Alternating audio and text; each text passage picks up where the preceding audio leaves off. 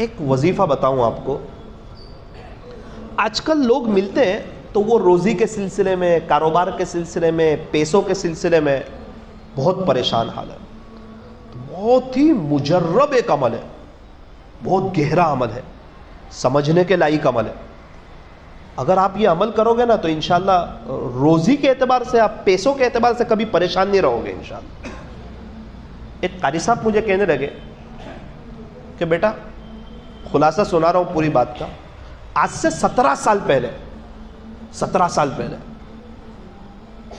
بیٹا پیسے نہیں ہو رہے تھے، قرآن کریم پڑھاتا تھا، 2700 روپے تنخواہ ملتی تھی، 1000 روپے امی ابو کو دیتا تھا، تو 1700 روپے میں گھر کا نظام نہیں چلتا تھا. تو ہر بار قرضہ. اب وہ قرض لیں گے تو ادا کیسے کریں گے؟ پیسے تو 1700 مل رہے ہیں، 2700 مل رہے ہیں، 1000 امی ابو کو دے رہا ہوں، 1700 میں رکھ رہا ہوں. تو بیٹا بہت پریشان رہتا تھا. گھر والوں سے مشورہ کیا.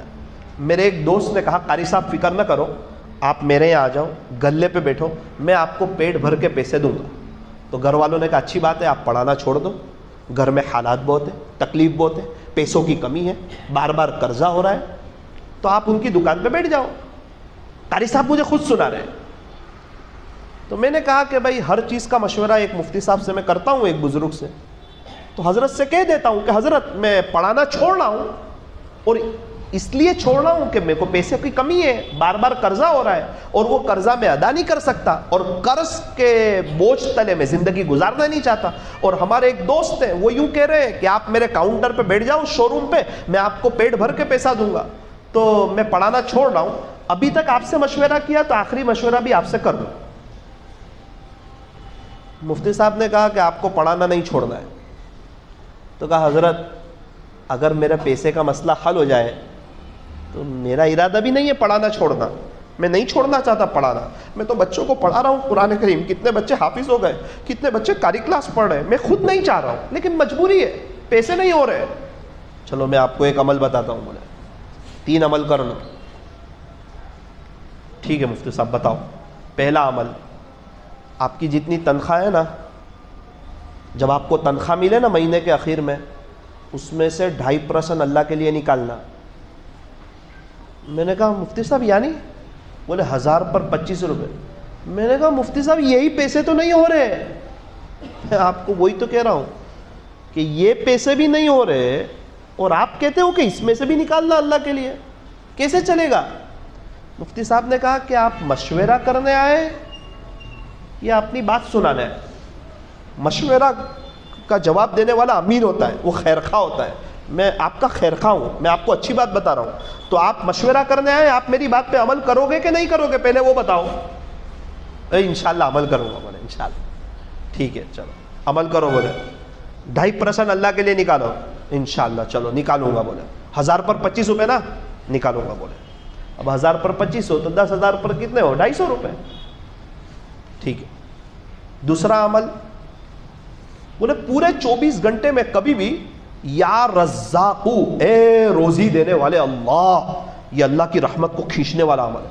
313 مرتبہ پڑھو یا رزاقو یا رزاقو یا رزاقو، اے روزی دینے والے اللہ، اے روزی دینے والے اللہ. تو اللہ کی رحمت متوجہ ہوگی تو اللہ آپ کو روزی دے گا. آگے پیچھے 3 مرتبہ درود ابراہیم اور یا رزاقو 313 مرتبہ کا. بہت اچھا. تیسرا عمل آخری، 2 رکعت چاشکی پڑھو. 10 سے 12 میں 2 رکعت چاشکی پڑھو، اور پہلی رکعت میں سورہ فاتحہ کے بعد 7ویں پارے میں ہے، 5واں رکوع ختم ہوتا ہے وہاں، ربنا انزل علینا مائدۃ من السماء تکون لنا عیدا لاولنا وآخرنا وآیۃ منک وارزقنا وانت خیر الرازقین. پیارے اللہ آپ ہمیں روزی دیجئے کیونکہ بے شک آپ ہی بہترین روزی دینے والے ہیں. اتنا پڑھو، 2-3 لائنیں، اور رکوع کر دو. اور دوسری رکعت میں سورہ فاتحہ کے بعد 12ویں پارے کی پہلی آیت، وَمَا مِن دَابَّةٍ فِي الْأَرْضِ إِلَّا عَلَى اللَّهِ رِزْقُهَا وَيَعْلَمُ مُسْتَقَرَّهَا وَمُسْتَوْدَعَهَا كُلٌّ فِي كِتَابٍ مُبِينٍ، جس میں اللہ تعالیٰ نے ہر جاندار سے رزق کا وعدہ کیا ہے. اللہ تعالیٰ نے رزق کی ذمہ داری لی ہے. یہ دونوں آیات اللہ کی رحمت کو کھینچنے والی ہے. خلاصہ ہے کہ اس کی برکت سے اللہ آپ کو مالا مال کر دے گا. تو آپ اس طرح 2 رکعت پڑھو. کسی کو یاد نہ ہو وہ کیا کرے، کہ قل یا ایھا الکافرون قل ھو اللہ احد، اور سلام پھیر کے پڑھ لے موبائل میں 7ویں پارے کے 5ویں رکوع کے اوپر ربنا انزل علینا وارزقنا وانت خیر الرازقین تک، اور اس کے بعد 12ویں پارے کی پہلی آیت پڑھ لے۔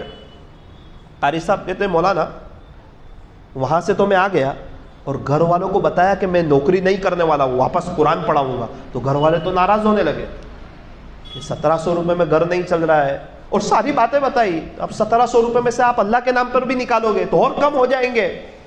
مولانا آپ کو کیا بتاؤں، 17 سال ہو گئے، وہ دن آج کی گھڑی، حج بھی کیا، عمرے بھی کیے، پیسوں کے اعتبار سے کبھی بھی کوئی پریشانی نہیں دیکھی، اور الحمدللہ آج سے 6 مہینے پہلے کیا شاندار انہوں نے ایک گھر، ایک بنگلے جیسا بنایا، اس میں خود دعا کر کے آیا۔